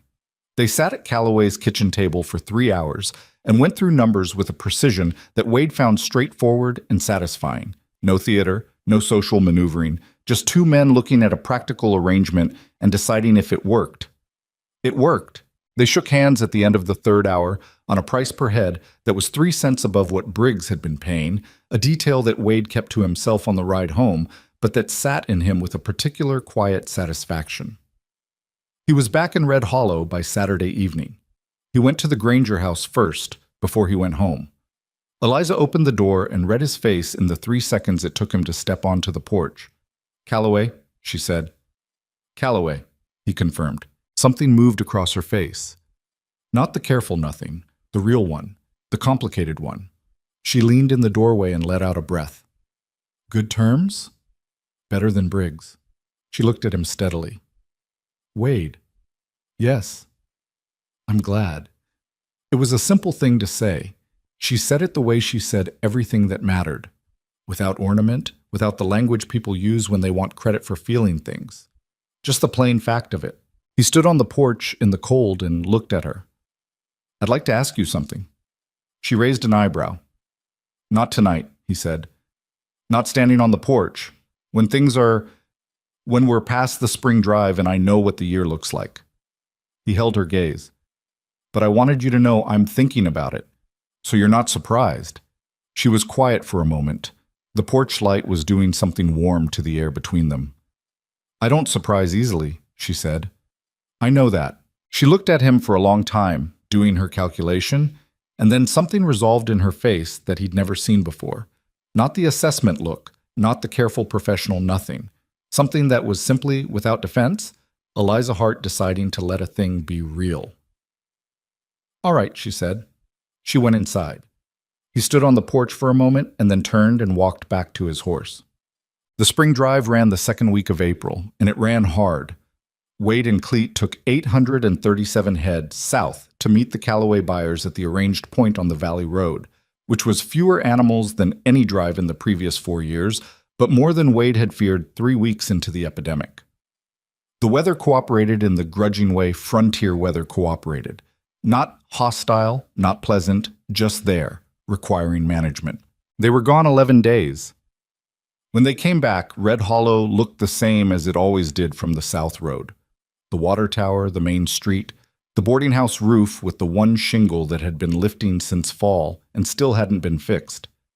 Wade had looked at that shingle every time he'd ridden into town for 4 months, and he didn't know why he noticed it every time, except that it was the kind of thing that was always almost dealt with and never quite was. He went to the bank first, because he was a practical man and the practical things came first. He settled Ashford's note in full. Ashford shook his hand with the expression of a man who had been reminded of something he already knew and was not entirely comfortable about. "Thornfield looks like it came through," Ashford said.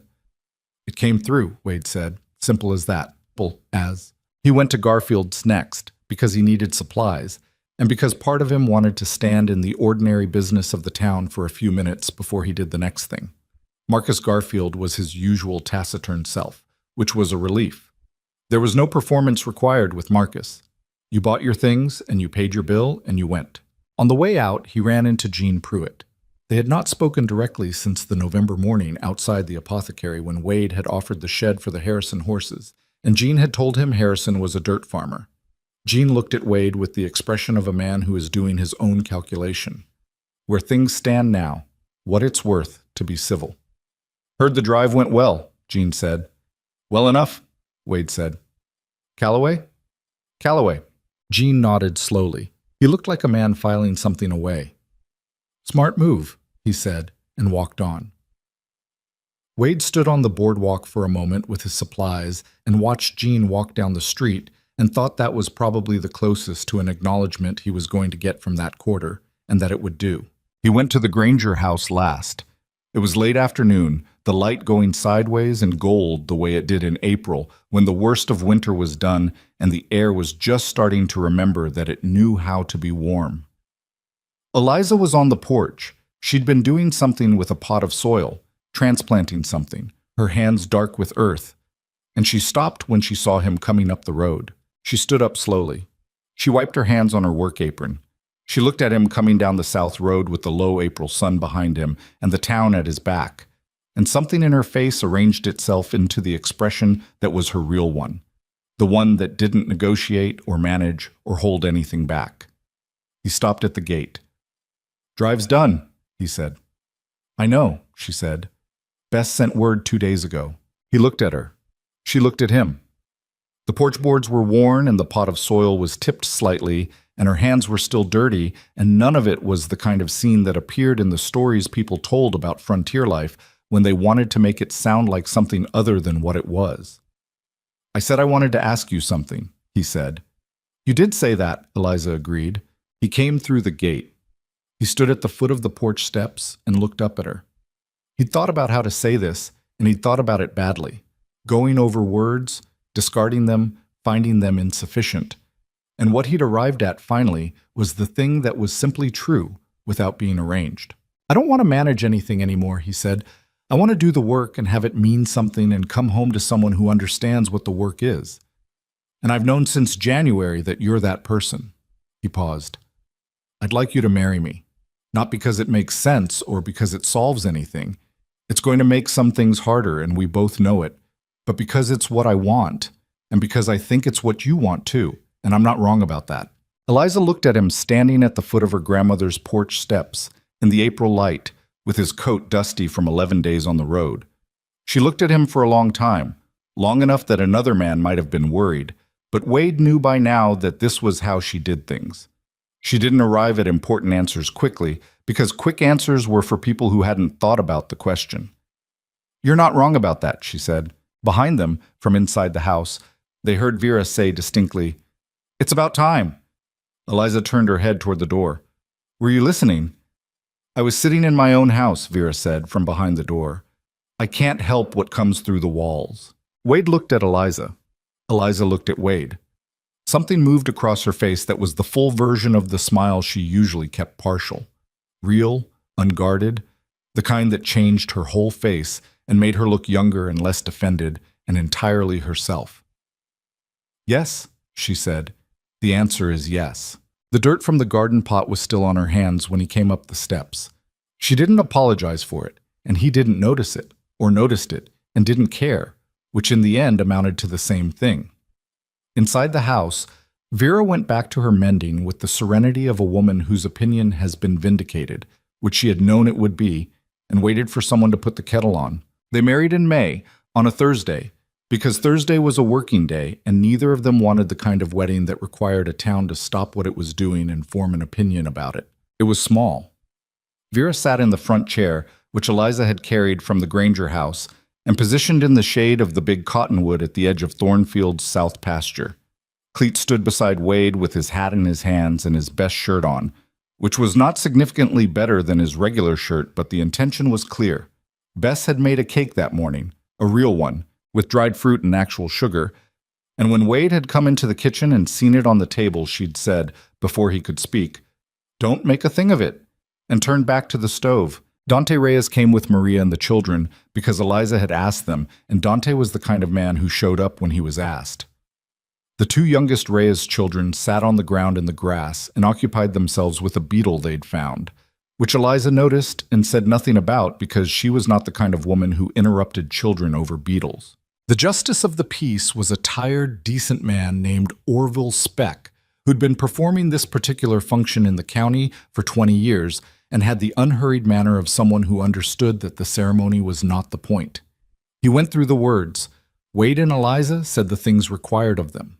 The whole thing took 11 minutes. Afterward, Cleet shook Wade's hand once, firmly, and said nothing. Vera, who had been composed through the ceremony with the contained dignity of a woman who saves her feelings for private, held Eliza's face in both hands for a moment without speaking. Eliza covered her grandmother's hands with her own, and they stayed that way briefly, in the shade of the cottonwood, while the children chased the beetle into the grass, and Bess announced that the cake needed to be eaten before the afternoon heat got to it. It was not a perfect day. The wind came up during the meal and blew Vera's napkin into the grass twice, and one of the Reyes boys knocked his lemonade across the blanket and was so stricken with guilt that Eliza spent 5 minutes reassuring him it didn't matter, which it didn't. And Wade's horse got into something it shouldn't have in the barn, and Cleet had to excuse himself to deal with it and came back smelling of it visibly. The cake was good. The afternoon light was good. Vera fell asleep in her chair by 3 o'clock, and nobody woke her. Red Hollow found out by Friday. What happened next in the town was not dramatic. There was no single moment of confrontation or revelation, no scene in which the community gathered and pronounced judgment. What happened was smaller and more real than that. It was the gradual, almost invisible process by which a town adjusts its understanding of what's true. Harlan Dunmore said nothing publicly. He was smart enough to know that speaking now would only confirm that he'd been operating against a man who'd survived it, and Harlan's particular kind of pride preferred silence to that. Catherine married a railroad surveyor from the Eastern Territories 8 months later, which seemed to suit her well enough, and which nobody in Red Hollow connected openly to anything that had happened the previous winter, although everyone did privately. Margaret Holt sent a wedding gift. It arrived at Thornfield 2 weeks after the ceremony. A good quality wool blanket, practical, with no note attached. Wade showed it to Eliza and she looked at it for a moment and said, "She's a sensible woman," and put it in the cedar chest. She was not wrong about that. Whatever Margaret had wanted from Wade, she was not the kind of person to let wanting it become the whole of her position. And in the months that followed, she remained a professional presence in the territory's cattle business, without the social maneuvering she'd employed before. Wade did 2 seasons of business with her operation over the next 3 years, fair dealing both ways, and it worked fine.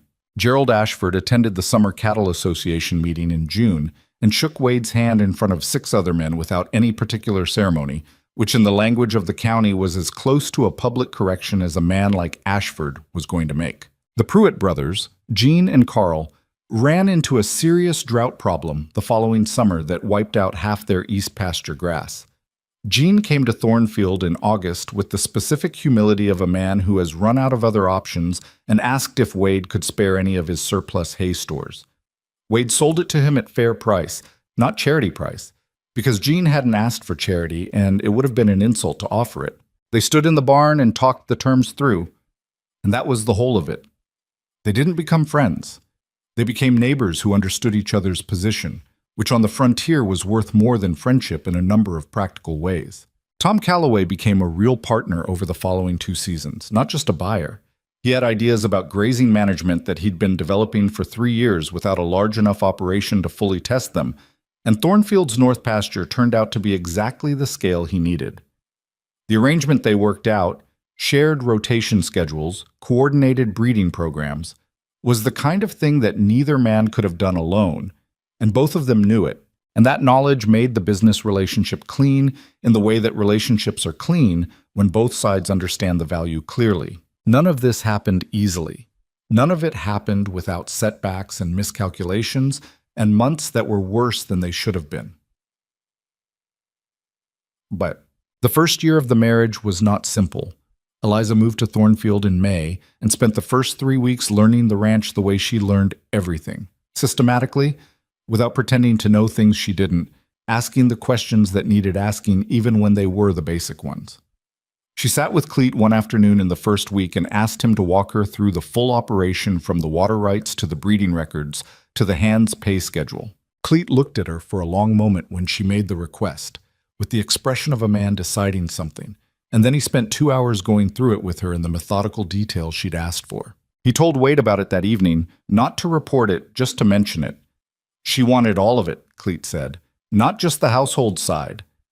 She would, Wade said. She asked better questions than most men I've worked for. She would, Wade said again without surprise, because he wasn't surprised. Bess and Eliza had a harder adjustment.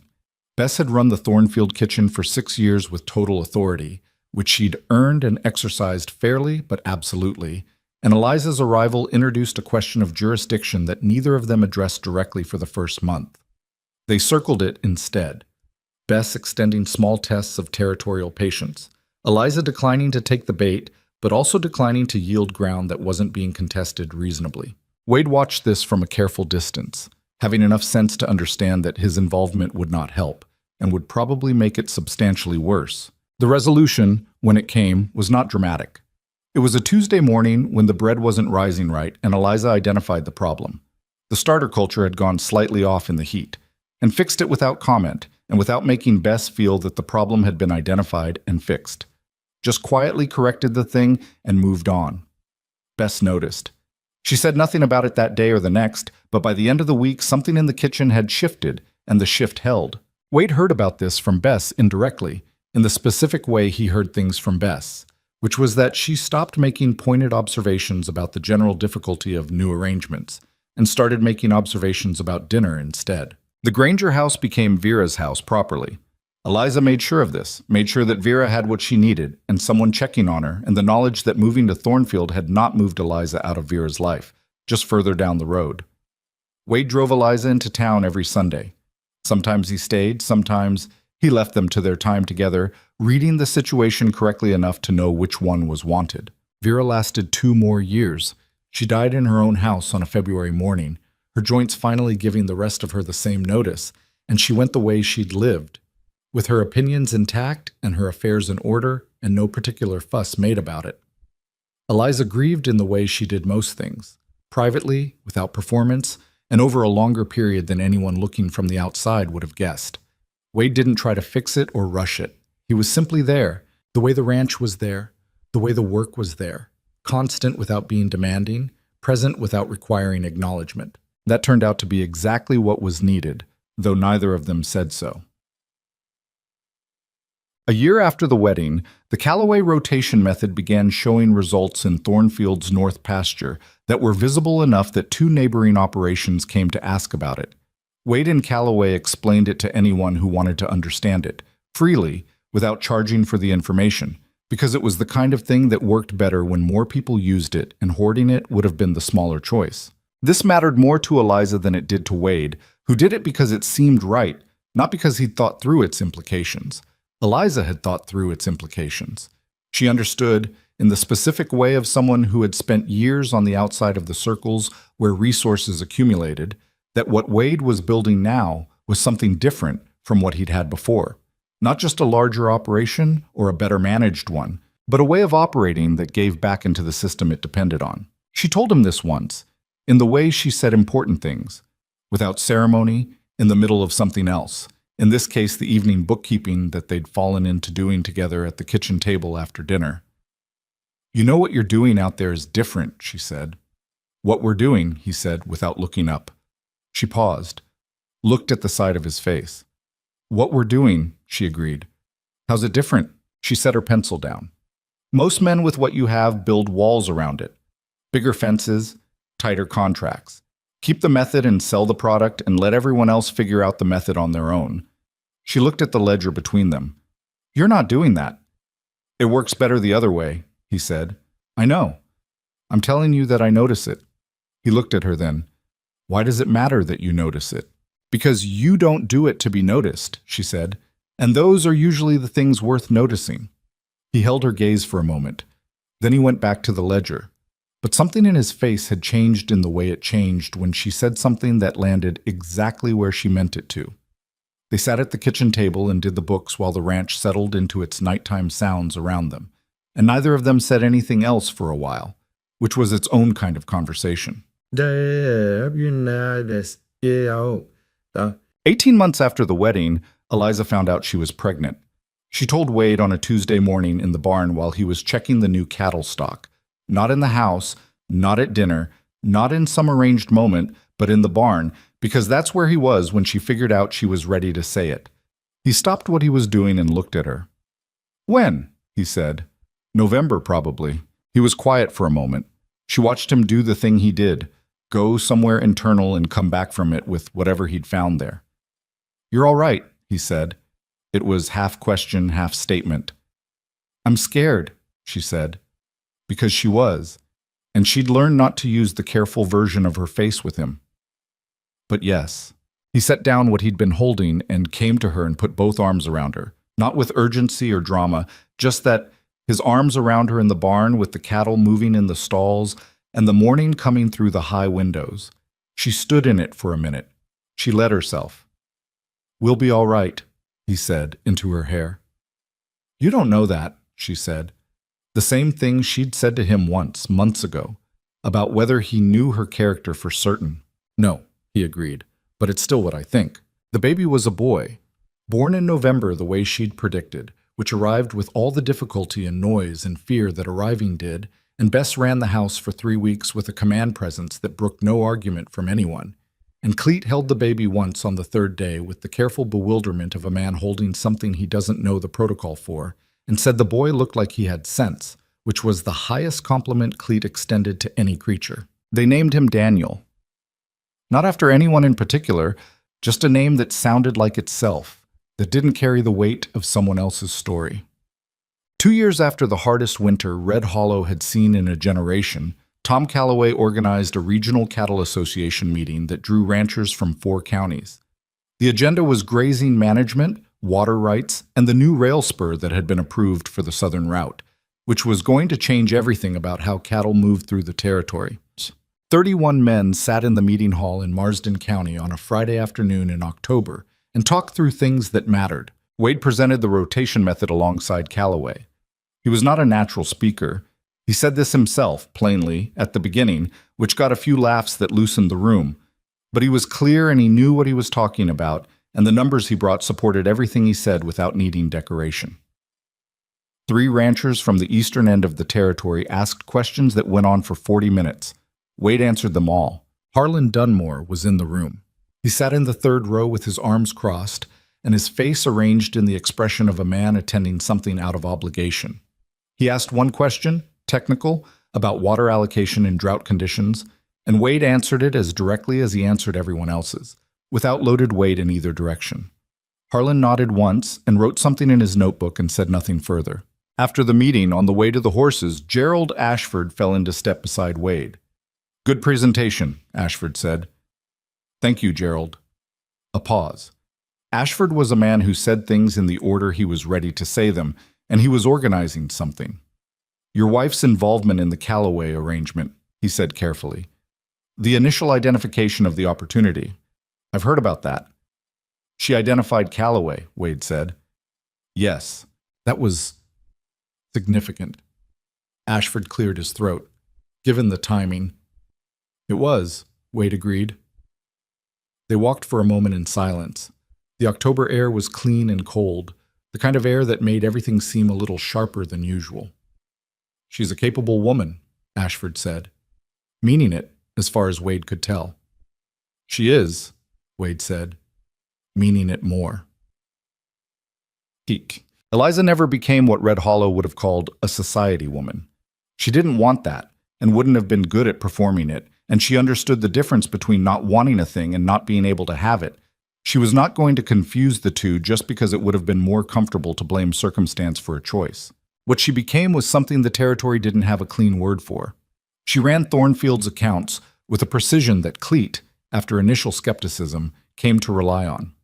She organized the south end of Red Hollow, the families, the informal networks of survival she'd helped build through the hard winter, into something more permanent, a loose cooperative structure that shared information about grazing access and water rights, and employment in the way that information had always needed to be shared but hadn't been, because nobody with the organizational capacity to do it had been paying attention to that end of town. She was not gentle about it. She was not gentle about most things. She pushed where she needed to push, and held where she needed to hold, and made enemies occasionally, because that was what happened when you asked people to do things they found inconvenient, and she accepted that as the cost of doing useful work. Maria Reyes became a real friend, the kind that doesn't need frequent contact to maintain itself, the kind built on the specific knowledge that you have seen each other in the worst conditions and did not find the other person wanting. They met every few weeks, at the ranch or in town, and talked about practical things and sometimes about other things, and it was one of the few relationships in Eliza's adult life where she didn't feel the need to manage what she showed. There were harder things, too. A second pregnancy that didn't reach its end in the summer of the third year, which was a grief that didn't announce itself to anyone outside the household and was not discussed publicly, and which the town either didn't notice or had the decency not to comment on. Wade sat with it alongside her in the particular way he'd learned to sit with things. Present, not solving, not in a hurry to move past it. It took as long as it took. He was still there when it was done. The frontier did not stop being hard because Thornfield was doing well. The work was still the work. The cattle still needed managing. The weather still made its own decisions regardless of what the season required. The hands still had problems that needed attending to, and equipment that broke at the wrong time, and land that demanded more than it gave back in dry years. Daniel learned to walk in the kitchen at Thornfield and fell down approximately 800 times before he figured out the ratio of caution to momentum required to stay upright. And this seemed to Wade, watching it, like a reasonable education in most things worth knowing. The October before Daniel turned 3, Wade and Eliza rode the east fence line together on a Saturday morning, which was something they did a few times a year. Not for the fence so much as for the riding, the particular privacy of being on horseback in open country with nobody needing anything from you for a few hours. The fence line ran along the ridge at the eastern edge of the property, and from the high point of it you could see most of the valley, the river glinting in the distance, the rooftops of Red Hollow to the north, the Callaway operations pastures spreading south, the other ranches scattered across the land like something placed carefully over a long period of time by people who had intended to stay. They stopped at the high point, the way they always did.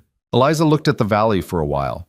She had Daniel's weight in her daily life. He was not there today. He was with Bess, who had opinions about fresh air that she applied to other people's children with enthusiasm. And the absence of that weight was its own kind of thing, not relief exactly, more like remembering a version of herself that still existed underneath everything that had accumulated on top of it. "Do you regret any of it?" Wade said.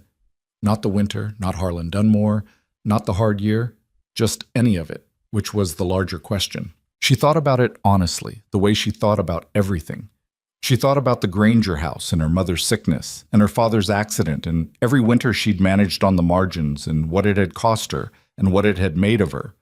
She thought about the apothecary doorway and the basket and the package and a man she didn't know watching from down the street. She thought about the cold coffee at the boarding house table and the river and the hatchet and the moment at the gate in April, light when she'd said yes.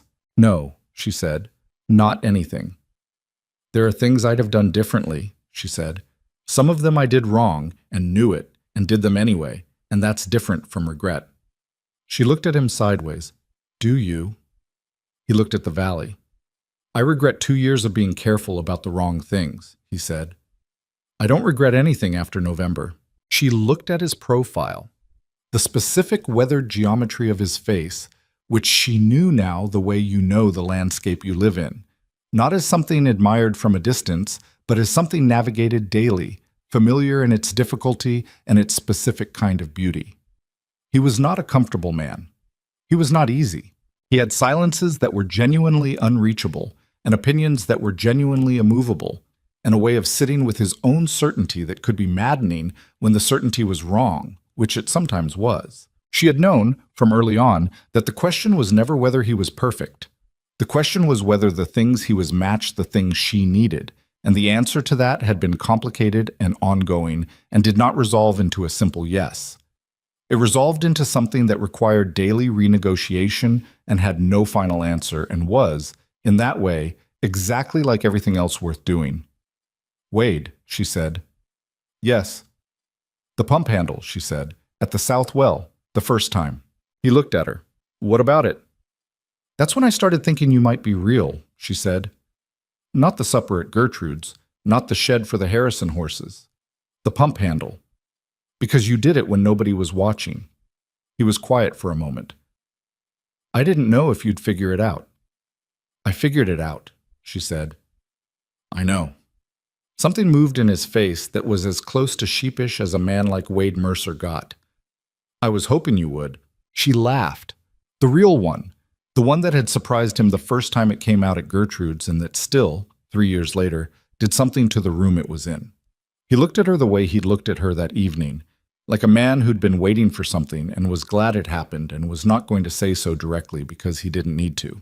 They sat on the ridge in the October cold and looked at the valley that had been hard to them and was theirs and was not finished with either of them yet. Below, Thornfield's north pasture held cattle that were healthy in a way that owed itself to 2 years of a method built from necessity and stubbornness, and one woman's memory of what a buyer's wife said over a laundry tub.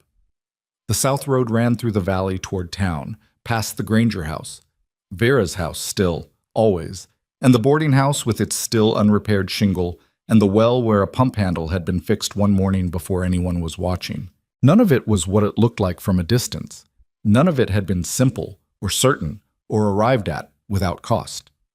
The frontier had a particular genius for reminding people that the distance between building something and losing it was shorter than comfort required, and that the only reliable answer to that was not to hold tighter, but to build smarter, and not alone.